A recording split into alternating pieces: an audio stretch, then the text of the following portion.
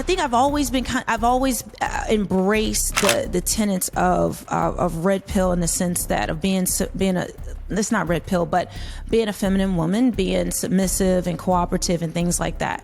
What I was feeling, honestly, my red pill rage was that women who are not like that have ruined it for women like me.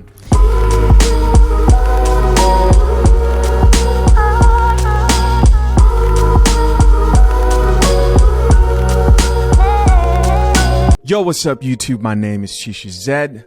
We are back, man, with another episode of Chisha Zed and Friends. I've got Melanie King. She's a returning guest. You guys probably seen her before in the past. Today we're going to be talking about whether a woman can be red pill, right? The subject of the matter today is, can a woman be red pill? How you doing, Melanie? I'm doing good. Yeah. Long time no see. I'm excited to be back. Hey guys. Long time. I'm glad, yes. Man. I'm really glad that I'm doing these kind of guest videos again. I got a new setup. Check it out, people. You know, so we're gonna get into it now. You guys are gonna see a lot more guests on the channel, like before. So, can a woman be red pill? The reason why I wanted to talk about this is because the first time I actually thought about this question was back when I was reacting to, it was actually Kevin Samuels' video. He was explaining how women through female empowerment have sort of been fed a lie, right? Not sort of, definitely been fed a lie when it comes to dating and relationships and dealing with men. And the lady, when he was talking to her, was just so shocked. She couldn't believe it. She was just like, I don't know, I'm finding this hard to accept. And he told her, hey, there's something called being red pill, you know, when you've been asleep for a while and you don't realize the truth. And once you hear the truth, there's a sort of shock that you go through, and it's difficult to accept that truth. And so right then is when I asked myself, like, man, can a woman be red pill? And I made a video about it. And it actually did pretty good. Probably one of my most popular videos since, you know, one of them.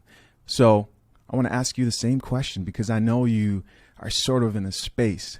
Do you think a woman can be red pill? Yeah, a woman can be red pill. I actually feel like I've gone through cycles of red pill. I feel like I'm in another cycle of it. It's like, once your eyes get open to the realities of what's going on in modern relationships and in dating, you, as a woman, you can't help but see it. If you have any kind of common sense and you're not in denial and, you know, wanting to, you know, just accepting of all feminism that's out there. If you really see what's going on and you open your eyes, I don't know how you can't go red pill. And for me, red pill definitely, you know, it's part of the process, I think, to waking up. Do you remember your like first introduction to the moment where you're like, I think something's happening to the way I'm seeing things and things are changing? Because by the way, people who don't know about this, red pill is knowing the truth, right? You've been taught something for a while. A lot of examples of the way we explain red pill comes from The Matrix. By the way, there's a new movie coming out, Matrix 4. Everyone should go check it out. And really? Yeah, it is. Oh my gosh, I love Keanu Reeves. He's awesome, man. But yeah, you know, the blue pill represents being asleep, and the red pill represents being awake. And so when you hear truth that you haven't heard, you know, and you've been conditioned to hear lies, and you accept that truth, it's called being red pill, right? It's a paradigm shift. A paradigm shift is basically a change in the way you see the world, and it affects everything. Do you remember the moment for you where you were kind of just like, I think my whole perception on dating, relationships, and everything has been changed? Well, yeah, as I mentioned on, I think the previous video we did, my first introduction to it really was that Average at Best video by Kevin Samuels. And from there, the recommendations of all the different channels, AMS, I saw your videos, like I just started hearing more and more from men and what they were thinking and what their perspective was, because I hadn't really heard it. Actually, that's a lie. I grew up, like I said, Southern Baptist and raised in Christian school. And women wore skirts. I mean, I was taught submission very early, like it was like a natural thing. So, but I do think over time, when you're living in the world and you see what other women are saying, you've seen how the world is going, you kind of lose that. You don't lose that knowledge, but you just think, oh, that's over with. Maybe that's old fashioned and I didn't consciously think about it. But when I heard Kevin speak specifically, he reminded me of an old school pastor I used to have where, he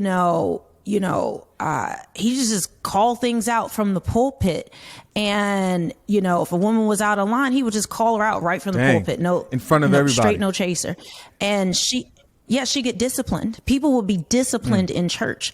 That real Southern old school stuff.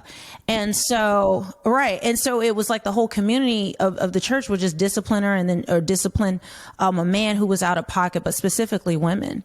So when I heard that, I was just like, oh my gosh, men still think like this. Like there are still men that are like, this is still a standard. And so for me, it was a breath of fresh air.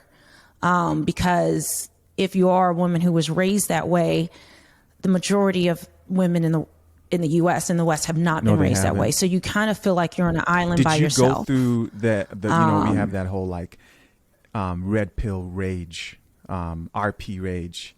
Did you experience that? Oh, yeah. Yeah, I had an initial red pill rage, and I calmed down. What were you upset about? And I feel like I'm in another. I just felt like everything was ruined. I just felt like there was no hope. Like, it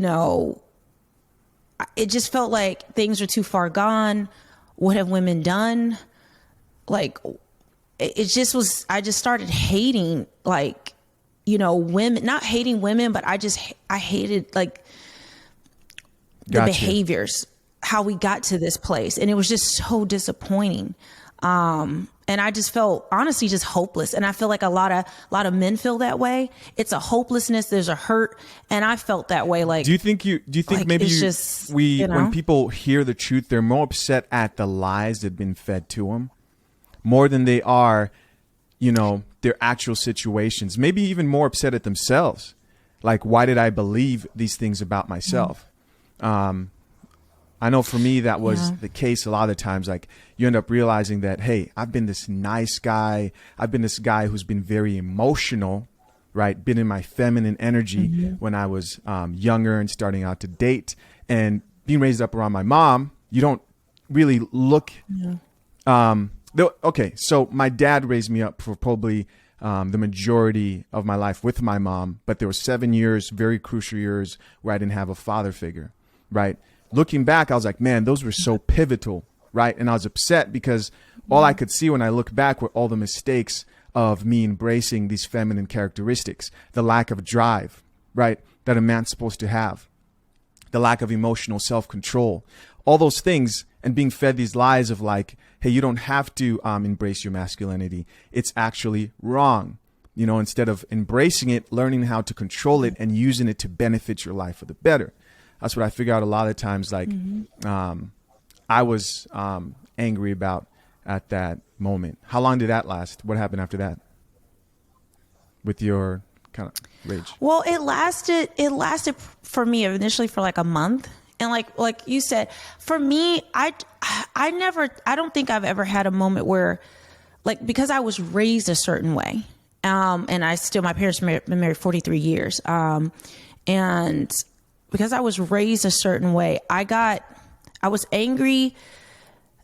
I think I've always embraced the tenets of red pill, in the sense that of it's not red pill, but being a feminine woman, being submissive and cooperative and things like that. What I was feeling, honestly, my red pill rage was that women who are not like that have ruined it for women like me. And that was where mine was, that like, no matter. Well, I'll explain. So I'm recently divorced, and I was married for 11 and a half years. I did not file. I did not cheat. In fact, I was betrayed by a best friend, godmother of my children, and I was left. And I was being, I was fit, I was friendly, I was cooperative. Of course, I raised my hand. I've run my mouth. I've done things that I shouldn't have, but I don't think anyone is expecting perfection. But not often. I never looked at another man. I really believed the messaging that if you really, if you're dedicated to a man, looking at no other men. I wasn't even really on social media except for my kids and things like that. I was really like a housewife, and I created a business around my kids that did well. So what happened to me was that I just felt like once I was back in the dating market, it was like a time warp for me. And it was like I went from, because I hadn't dated really in 15 years. Because I'll be 40 next month. Happy early birthday. So I hadn't dated in 15 years. Oh, thank you. So when I came back to the market, I'm like, what the fuck? Like, I just could not believe it. And that's what made me, yes, I was so raged that so many women had believed this lie, and that men had simped to the point where they just were giving in. I just couldn't believe the simp behavior. Like, I was like, where are the real men? Where are the alphas? Like, I feel like I time traveled. I swear. And it just enraged me because a lot of things I wasn't aware of. 15 years when I was married, dated. I was in my box. 15. I was in church. 15 years I hadn't dated. Before and that, a lot I was has in church changed and in 15 years, by the way. Like, a lot has changed within the dating market in 15 years. 15 years ago, I don't believe people would have been as comfortable going on dating apps. Between the last 15 years, the Me Too movement really picked up. Guys are afraid to approach girls on the street, man. I talk about this all the time. Guys don't want to do that stuff, especially if they don't have game and they don't understand how to look for choosing signals and things like that. A lot has changed in the last 15 years with female empowerment or equality, that's messed up the game, and men themselves have become more feminized. They're simps. And like you said, they don't understand their role or how women work a lot of the times. Anyways, very interesting. Yeah. So like I said, my journey was a little bit different, but I still feel like it's the same place. It's like everyone comes to that knowledge of like, wow, this is really real. Like this is where we are. This is where I am. And then I just honestly felt like, is there any hope for change? Like, my biggest thing I hadn't really been on that side of Instagram. My side of Instagram wasn't like thoughts, women showing their booties and men simping in the comments, giving likes. My side was recipes and, cute babies and puppies and maybe a business stuff. That was I knew that existed, but not to the extent because when I was married, I'm in a box. Like I don't step outside my box. And that's what I was taught. So when it was like, oh my God, this is real, y'all. And I just felt like there was no hope for me. And I feel like a lot of men feel the same. Like there's no good women left. There's no hope. Simps are going to just keep simping, and women are still going to be 304s. Even good women, I've even seen good women I've known in the past, they're now out in the streets. And it's just like, what is happening to us? And that's where I am now. I'm back in my red pill rage. You're back in it? I'm raging again. Oh, man. I'm back in it. Yeah. That's what I feel like. It's because I feel like red pill is not just a pill. I feel like it's more like an onion. It's a red onion. The skin comes off and it's like, oh my gosh, you start crying, you start maybe a little tear up. But if you keep peeling off and it peeling off layers or cutting through the layers, it's like as soon as you hit one layer, okay, all right, good, I dealt with that. But then you just got to keep going to the core. And so the more I see in the new knowledge I have, the more videos I see, the more women and men I see out here just living like this. It's just, I go through bouts of hopelessness because I say, can anybody really make a real change? And so that's where that's where I am right now. And that anger stage is kind of like, there's a sense of hopelessness, especially if you're still new to realizing that like, hey, the world has been sort of turned upside down when it comes to intersexual dynamics between men and women. Everybody's backwards. Men think that they're women. Well, they act like women. And I'm talking about straight men here, right? And women think that they're men, just completely backwards. And just to clarify some things, you said something there about the RP. I'm going to call it RP before my channel gets messed up.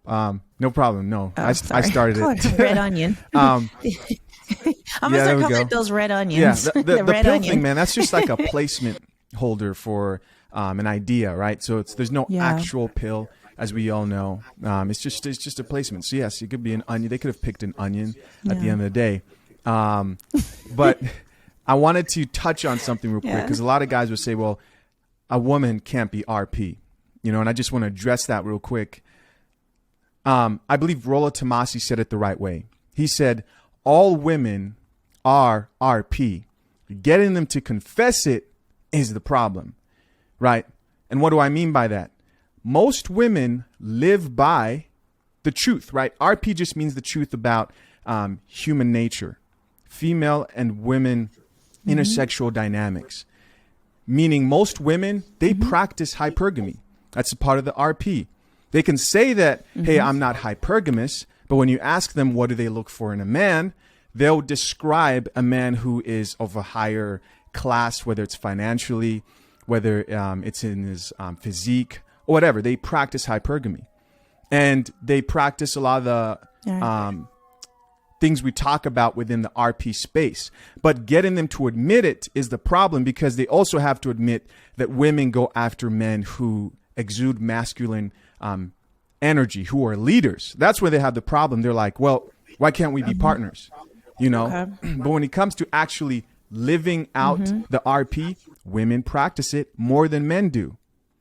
And why is that? Well, that's because men have been conditioned to let go of their masculinity. Women haven't been conditioned to let go of their femininity, right? They've been conditioned to have both. You can use your hypergamy. You can use your sexuality, because we talk about how women use their sexuality and are emotionally driven. They don't tell them, hey, don't be emotionally driven. They're not trying to recondition women. They're trying to say, yes, use the makeup to attract the guys. Use hypergamy. Get what you want to get that highest value male you can attract, but you can be both. And I think that's where a woman becomes RPs, when she realizes that, like, hey, there's a problem in me thinking I can have it all, right? And that's the difference right there. A man in himself, our red pill is understanding that we don't practice RP truths a lot of the times. We don't initiate ourselves as masculine forward men. We're taught to think that, like, there's something wrong with your masculinity, and when you realize that, hey, I have to embrace this. I have to be a leader. I have to exercise discipline, right? This is actually what women go for. Doesn't matter what they say out of their mouths. Doesn't matter what comes out of their mouths. Look at the men that they pick. Look at how they carry themselves. But getting a woman to actually say, like, hey, you're right. I do prefer a man who's going to be more dominant and masculine. That's what's difficult. She practices it when she's picking the men in her life. If you look at the guys she's complaining about, oh, he's such a jerk. He just wouldn't listen to me. He just did his own thing, and you'd be like, okay, so why are you picking those men who are jerks, right? And don't listen to you and do their own things? Well, it's because those are characteristics of a leader, or a man who's more in his alpha state, right? Who's kind of doing his own thing because he feels like he knows best. But just to clarify that whole idea right there. Going forward, do you see more women accepting this truth? Do you think all this stuff is actually leading to anything? Or do you think it's just a small percentage of women who are kind of going to get it? And what do you think? I think, if I'm honest, I do see more and more women getting it. I've even had women reach out to me, or we'll talk about those things, like if we're in the comments or whatever on a video. But I will say, I don't think all women will get it. It's like I believe all men aren't going to stop simping. It's just the culture has devolved into a place of just it's this toxic. And I think the hypergamy that natural hypergamy is not really practiced today. Today, it is a perversion of hypergamy that most women practice. What do you mean by that? If you can explain that a little bit more. Because it's become about it's not natural anymore. What they want. So hypergamy hypergamy was designed, or it's in a woman to help her survive. So women would go to in the tribe or whatever to the man that was the strongest, the man that was the highest provider, because her life depended on it. She can't go out and fight, men and wars and gather food and hunt animals and still take care of children, and still do what she needs to do in the house. But it's not about that anymore. Now it's about maybe not hypergamy. Just taking for myself and that kind of family dynamic it's about has been pushed out of it. Yeah, it's more like a Jezebel spirit. I don't think anybody would consider, or Delilah. It's more about what's good for me, period. It's not really about survival, because modern women are surviving and, pretty much. But it's more about jealousy and envy and lust and showing off. And it's like the Brittany Renner types. And so that's where I don't think it's hypergamy anymore. I think it's been perverted to a place of I don't know what you would call it. I think it's self-centered. It's not natural. It's not natural. So I do think, like for myself, I can speak for myself. I don't think I was ever hypergamous. I've never been hypergamous in that way. I did marry I guess high value man, a Wall Street guy. But that's not why I married him. I was actually doing, ministry for a while. That's why I married him. It wasn't about a bag or anything. Like, it was just like, this man is a leader. He's going places. He's helping other people. Yeah. He's doing this and that and the other. So I guess someone could say I was hypergamous in that way. But I think now it's just, when I think of what you're talking about there, I think of Brittany evolved. Renner. I just do. And that's because, it's like, hypergamy with feminist, and I'm going to say this word, even though I don't say it a lot on here, but female empowerment. Hypergamy with female empowerment backing it. As in, this whole thing it's all about the woman, right? Not about the family structure as a whole. Misandry. Exactly. And it's all about me and what I can take, because women, a lot of the times now, they're embracing that hypergamy, but it's not embracing it so that they can become better wives in cooperation and relationship with another man. It's so I can get what I can from that man and use him, Yeah, and it's not about taking care of your children. It's not about needs being met in survival. In fact, most women, are failing their children. Look at Brittany Renner. I mean, she is what I would consider, it's the hypergamy, the perverse hypergamy, as well as that female empowerment, which honestly is just misandry. Putting down men, trying to be better than men, and then also being masculine. So it's like this weird kind of like Build-A-Bear mentality that is just like, what the heck? But I think at a core, even a woman like Brittany Renner, she uses that to protect herself, to keep. I actually think she has a lot of mental health issues. And she's in a she's in a discard phase as a narcissist. She threw PJ Washington away. From when I was watching, she just I don't know, the eyes, her laughing really hysterically sometimes. I was like, there's something going on with this woman, and I'm in pain. You know what I mean? Like, she needs some help. She's a narcissist.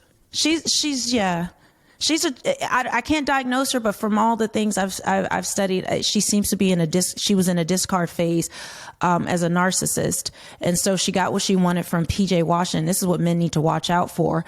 It's not just hypergamy, but a lot of these women have mental health issues that you just don't even understand. So basically with the narcissist, they'll use you for what you can give them, to feed them, to give them what they want, what they need, whatever that might be. But when they're done getting that from you, they will discard you. And that's what she did to PJ. And so now she's in a phase where she's actually, you saw that video of her where she just looks deranged and almost spiraling out and saying things where she left him, but she's actually mad that he's dating other women. So that's how you know it's a true narcissist. You discard, but they can't have nobody else. So, that she's a whole nother whole nother video, huh? She's a whole nother beast, bro. She's another beast. But I do believe at their core, women, the female empowerment has just, it's just warped the mind of most women. And I see why men have to have the real pill. And a lot of women who think like me, or women who understand this, we need to start speaking out. I think only 10% of women will actually make that change. To be honest, I think 10% is something that we can hope for. I tend to agree with you on that for sure. Yeah. Thinking that everybody is going to sing Kumbaya and be logical is just not, what we've seen with humans and human pattern in the past, right? Majority of the people are not going to do the hard thing. The hard thing is to take accountability. The hard thing is to say, maybe I'm wrong. I've had to do that myself plenty of times where I've said, I need to revisit this thought process. But most people, they don't want to feel wrong, because what does that mean? It means now I got to go change the way I'm living my life. I have to change the way that I think, and I'm to the point now where I'm almost thinking this, right? Maybe we can't have those old marriages like we did in the past because I want to talk about marriage in specific now, right? Because relationships lead into marriage, and you talked a little bit about that in the past. And that's if people want to get married. So men don't.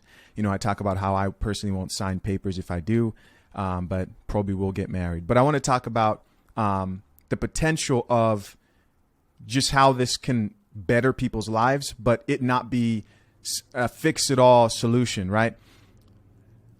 What I believe is maybe being RP or coming to these realizations will help bring two parents that can cooperate together to raise up kids for as long as they can. Maybe it won't equal like a perfect relationship or marriage, but they'll raise up those kids for as long as they can. Doesn't mean that they'll last together forever, just because I feel like a lot of us have just been so damaged right now. But if the kids can be raised up with the right type of parents who think properly, I think that's worth it, Yeah, I do. And I'll just point out about marriage in the U.S., just a kind of a side note. Marriage licenses they came around in the 1950s as a result of Jim Crow. Before that, you would just go get married at the church, whatever, you jump the broom, whatever. And then you would tell the state, hey, we're married, blah, blah, blah. But it was a way to keep the races from marrying each other. You had to be licensed by the state in order to marry each other. And that's how they prevented, a black man from marrying a white woman and vice versa.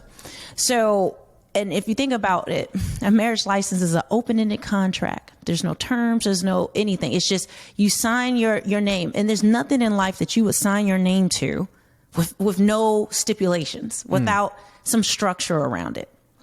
And Very so true. That's why I think now why marriage is dying is because you going into it blind and doing something off feelings. You're not thinking when you get married. Yeah. You're just like, I feel this way. But feelings change. Feelings are not real. They just are in your body. You just feel it. So I think I understand why most men don't want to get married in the traditional sense, because it's just who would want to do that? I will say I'm like most men. I actually got screwed over in the divorce. Yeah. I'm not going to get details, but I got screwed over in divorce. And so I understand and I empathize with how men feel about it. So that's just a side note about it. But I do see if people I honestly think you should look at marriage as a business. We're in this to achieve a goal. It's a purpose. Your purpose could be, having children and raising up your seed, your offspring in a certain type of way so that you can make an impact in the world, lasting impact long after you're gone. Also having children benefits you as you grow older, to help take care of you, really have family around. And I do think there is a benefit to a man, having a woman who's dedicated to him as he gets older. hopping from bed to bed or woman from woman, from what you guys tell me, it gets very old fast. And you want a woman, if you could find a woman who's supportive of your purpose and she's working for you and supporting you. And as you know, you can get sick, you can get cancer, you can get anything that happens to you, but you got a good woman that's there to take care of you, take care of your children. You know, she's going to hold you down. I think that is a true benefit of marriage. The problem is, you know, like how many women are really out there like that anymore? So what comes first, the chicken or the egg, you know? So this is what gets me in my red pill rage at times, because it's just like, my God, I see the benefits of market it, and but you see what's really out here. Yeah, man, I understand, you know? But aren't you happier now that you are RP than you not being? Yeah, because my head was in the clouds. I was living in delusion that, you know, I didn't know any of this. I just, you know, when you either your head's in the clouds or you're sticking your head in the sand. But unfortunately, the reality is the reality, and you can deny it as long as you want, but it is what it is. And so the truth always sets you free. The truth always makes you feel good. And that's why I think a lot of women, some women, the 10% that I believe will respond, they know what's out there's not working. They don't like simps. I have no desire for a simp. It makes my stomach hurt when I see simping. It hurts you inside, huh? It's disgusting to me. It's just like hilarious. You thirsty ass simp. Ugh. So it's just like, you know, the truth sets you free. And I think anyone is happy.